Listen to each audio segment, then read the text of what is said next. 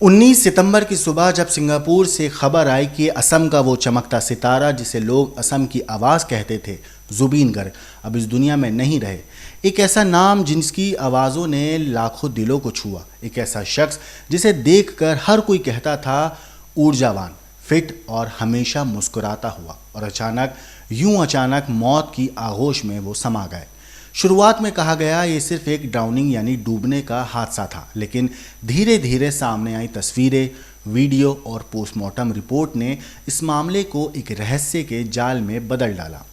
और सवाल ये है, क्या जुबीन सचमुच डूब गए थे या किसी ने जानबूझकर उनकी जिंदगी छीन ली? 19 सितंबर की रात एक यॉट, पानी के बीच जुबीन का वो आखिरी वीडियो, लाइफ जैकेट पहनकर कूदना, पानी में तैरना और अचानक फिसल जाना, सिर्फ हादसा था या फिर कोई साजिश की शुरुआत थी? अगले ही दिन असम पुलिस ने कुछ नाम उजागर किए। जुबीन के मैनेजर, फेस्टिवल आयोजक और जो पहले सिर्फ सहयोगी लगते थे अब संदिग्ध बन गए। और फिर शुरू हुआ एक जांच का जाल जिसमें सीआईडी और एसआईटी शामिल हो गई। लेकिन सवाल अभी भी दिमाग में गूंज रहे हैं, क्यों जुबीन को ऐसे किया गया? क्यों उन्हें पानी और आग से डर था फिर भी उन्हें स्विमिंग के लिए भेजा गया? और क्यों उनकी पत्नी को आखिरी बातचीत में इस बारे में कोई जानकारी नहीं दी गई? और अब तक 2 पोस्टमार्टम रिपोर्ट, एक सिंगापुर में, एक गुवाहाटी में, पर दोनों की रिपोर्ट और नतीजे सार्वजनिक नहीं किए गए। क्यों? क्या इनमें कोई अंतर है जो सच को छिपा रहा है? सिर्फ एक बात तय है, जुबीन की मौत महज एक हादसा नहीं लगती। ये मामला अब हत्यारत साजिश यानी कि प्लान मर्डर का, लापरवाही और शक के घेरे में फंसा हुआ है। और सवाल दोस्तों ये भी है कि कहाँ जाकर पहुँचेगी इस रहस्य की तह? क्या जुबीन की मौत की सच्चाई सामने आएगी? क्या ये हमेशा एक अनसुलझा रहस्य बना रहेगा? आज हम आपको ले चलेंगे उसी यॉट पर, पानी की लहरों और रहस्य की परतों में, जहां जुबीन गर्ग की आखिरी सांसें और उनका आखिरी पल आज भी फैंस और जांच एजेंसियों के लिए एक पहेली बन गया है। तो वीडियो को अंत तक ज़रूर देखिएगा क्योंकि कई चीज़ें आपको हैरत में डाल देंगी। नमस्कार, मेरा नाम है मोहम्मद आसिम और आप देख रहे हैं क्राइम तक। 19 सितंबर की सुबह जब सिंगापुर से ये खबर आई कि असम की आवाज़ कहे जाने वाले जुबीन गर्ग मौत की आगोश में समा गए तो पूरा देश सन्न रह गया। लाखों फैंस स्तब्ध रह गए। जुबीन जैसे फिट और ऊर्जावान शख्स का यूं अचानक दुनिया से जाना सभी के लिए चौंकाने वाला था। शुरुआत में इसे एक सामान्य ड्राउनिंग केस बताया गया, लेकिन धीरे धीरे सामने आई तस्वीरें, वीडियो और पोस्टमार्टम रिपोर्ट ने इस मौत की कहानी को रहस्य में बदल दिया। इस मामले ने तब नया मोड़ ले लिया जब असम पुलिस ने जुबीन के मैनेजर और आयोजक पर हत्या की धाराएं लगा दी। यही वजह है कि परिवार और फैंस आज भी ये जानना चाहते हैं कि उस यॉट पर आखिर क्या हुआ था। क्या जुबीन सचमुच पानी में डूबे थे या उन्हें किसी ने डुबोया था? यही सवाल आज भी लोगों के दिलों और जांच एजेंसियों के दिमाग में गूंज रहा है। असम की आवाज़ कहे जाने वाले मशहूर गायक जुबीन गर्ग की मौत ने पूरे देश को झंझोर दिया।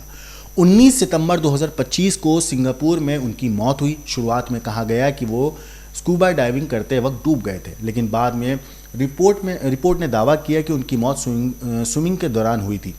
सिंगापुर पुलिस ने शुरुआती जांच में कहा कि ये एक हादसा था और किसी अपराध का सबूत नहीं मिला, लेकिन भारत में फैंस और परिवार इसे संयोग मानने को तैयार नहीं। दी स्टेट टाइम्स की एक रिपोर्ट और सिंगापुर पुलिस फोर्स यानी कि एसपीएफ ने पुष्टि की है कि जुबीन की मौत डूबने से हुई, यानी कि 19 सितंबर को उन्हें सेंट जॉन्स आइलैंड के पास पानी से बेहोशी की हालत में निकाला गया था। अस्पताल ले जाने पर डॉक्टरों ने उन्हें मृत घोषित कर दिया था। अस्पताल से जारी उनके डेथ सर्टिफिकेट में भी ड्राउनिंग यानी पानी में डूबना मौत की कारण बताया गया। इसके बावजूद शक और साजिश की थ्योरी खत्म नहीं हुई। जुबीन की मौत से ठीक एक दिन पहले एक वीडियो सामने आया था जिसमें वो यॉट से पानी में कूदते नजर आए। लाइफ जैकेट पहनकर उतरे जुबीन ने कुछ देर बाद उसे उतार दिया और दोबारा पानी में कूदे थे। वीडियो में ऐसा भी दिखा कि पानी में तैरते वक्त उन्होंने एक ट्यूब पकड़ने की कोशिश की लेकिन फिसल गए। गवाहों के मुताबिक उसी वक्त उनकी हालत बिगड़ी। यही वो आखिरी पल थे जिसने इस केस को रहस्य के जाल में उलझा दिया। जुबीन की पत्नी गरिमा सौकिया गर्ग ने कहा कि उन्हें जांच एजेंसियों पर पूरा भरोसा है, मगर उन्होंने सवाल भी उठाए जुबीन को पानी और आग से फोबिया था। फिर भी उन्हें तैराकी के लिए क्यों भेजा गया? जब उनकी हालत बिगड़ी तो उन्हें तुरंत मदद क्यों नहीं दी गई? और क्यों 18 सितंबर की रात आखिरी बातचीत में उन्हें ये नहीं बताया गया कि वो अगले दिन स्विमिंग करने जा रहे हैं? गरिमा को शक है कि प्लान अचानक बना और इसमें साजिश हो सकती है। मीडिया रिपोर्ट्स में ऐसा कहा जा रहा है कि गरिमा ने 28 सितंबर को सीआईडी को ईमेल भेजकर मामले की जांच की मांग की थी। उनकी शिकायत के बाद असम पुलिस के डीजीपी ने 10 सदस्यीय विशेष जांच दल यानी एसआईटी गठित किया। यही टीम अब जुबीन की मौत से जुड़े सभी 60 एफआईआर की जांच कर रही है। एसआईटी ने पहले ही शक के घेरे में आए करीब दर्जन लोगों को नोटिस जारी किया है। इनमें फेस्टिवल ऑर्गेनाइजर श्यामकानू महंता और जुबीन के मैनेजर सिद्धार्थ शर्मा का नाम सबसे आगे है। शुरुआत में पुलिस ने जुबीन के मैनेजर सिद्धार्थ शर्मा और ऑर्गेनाइजर श्यामकानू महंता को गिरफ्तार किया। शर्मा को गुरुग्राम से और महंता को दिल्ली एयरपोर्ट से पकड़ा गया। दोनों को गुवाहाटी लाकर अदालत में पेश किया गया, जहां से उन्हें 14 दिन की पुलिस हिरासत में भेज दिया गया। दोनों पर गैर इरादतन हत्या, आपराधिक साजिश और लापरवाही से मौत का जो मामला है वो दर्ज किया गया है। बाद में इनके खिलाफ हत्या की धारा 103 भी जोड़ दी गई। इसके बाद पुलिस ने जुबीन के करीबी सहयोगियों को सिंगर अमृत प्रभा महंता और को म्यूजिशियन शेखर ज्योति गोस्वामी को भी गिरफ्तार किया। ये दोनों भी उस यॉट पर मौजूद थे जहां जुबीन की मौत हुई थी। अब तक कुल 4 गिरफ्तारी हो चुकी हैं। सीआईडी के डीजीपी मुन्ना प्रसाद गुप्ता ने कहा कि सभी आरोपियों से पूछताछ जारी है और जांच बेहद संवेदनशील है। एसआईटी ने सबसे पहले सभी आरोपियों पर लुकआउट नोटिस जारी किया था ताकि वो देश छोड़ के ना भाग सकें, मगर इसके बाद फिर वो देश लौट आए और पुलिस ने उन्हें धर दबोचा। गिरफ्तारी के बाद दोनों को एक ही फ्लाइट से दिल्ली से गुवाहाटी लाया गया। वहीं कोर्ट ने इन्हें न्यायिक हिरासत में भेज दिया है। ये गिरफ्तारी जुबीन की मौत को महज हादसा मानने वालों को चौंकाने वाली साबित हुई। सिंगापुर में जुबीन का पोस्टमार्टम हुआ और रिपोर्ट भारतीय उच्चायोग को सौंप दी गई थी। रिपोर्ट में मौत का कारण पानी में डूबना बताया गया है। गुवाहाटी में भी दोबारा पोस्टमार्टम हुआ जिसकी रिपोर्ट सीआईडी के पास है, लेकिन सार्वजनिक नहीं की गई है। सवाल यही है कि आखिर दोनों रिपोर्ट्स में क्या फ़र्क है और क्यों इन्हें अब तक सार्वजनिक नहीं किया गया। यही रहस्य इस केस को और पेचीदा बना रहा है। अगर ये साबित हो गया कि जुबीन की मौत महज हादसा नहीं बल्कि साजिश थी तो मुकदमा सिंगापुर में ही चलेगा। वहीं अगर ये हादसा साबित होता है तो मामला यहीं ख़त्म हो सकता है। ऐसे में असम पुलिस और सीआईडी की भूमिका सीमित रह जाएगी और यही कारण है कि असम सरकार ने इशारा किया है कि ज़रूरत पड़ी तो जांच सीबीआई को भी सौंपी जा सकती है। जुबीन की मौत के बाद पूरे असम में शोक की लहर दौड़ गई है। उनके अंतिम संस्कार में लाखों लोग उमड़े। जोरहाट स्टेडियम में उनकी 13वीं में हज़ारों फैंस शामिल हुए।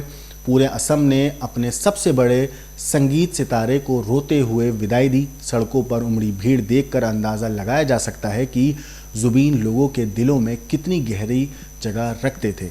Limca book of world record में के मुताबिक किसी के अंतिम संस्कार में उमड़ी ये भीड़ दुनिया की 4थी सबसे बड़ी भीड़ थी। इससे पहले सिर्फ 3 नेताओं, तमिलनाडु के सीएम अन्नादुरई, ईरान के धार्मिक नेता अयतुल्ला खुमैनी और जनरल कासिम सुलेमानी की विदाई में इतनी भीड़ जुटी थी। जुबीन गर्ग का नाम अब उसी सूची में शामिल हो गया है। जुबीन गर्ग की मौत अब भी रहस्य बनी हुई है। एक तरफ सिंगापुर पुलिस इसे हादसा मान रही है तो वहीं दूसरी तरफ असम पुलिस हत्या की थ्योरी पर काम कर रही है। परिवार और फैंस को उम्मीद है कि जांच सच्चाई तक पहुंचेगी, मगर सवाल यही है क्या जुबीन की मौत सच में डूबने से हुई या इसके पीछे कोई गहरी साजिश है? इसका जवाब वक्त और जांच ही दे पाएगी। फिलहाल इस चीज़ के ऊपर इतना ही। आपकी इस पूरे केस के ऊपर क्या कुछ राय है कमेंट करके ज़रूर बताइएगा। लेकिन देश और दुनिया की बाकी क्राइम की खबरों के लिए देखते रहिए क्राइम तक।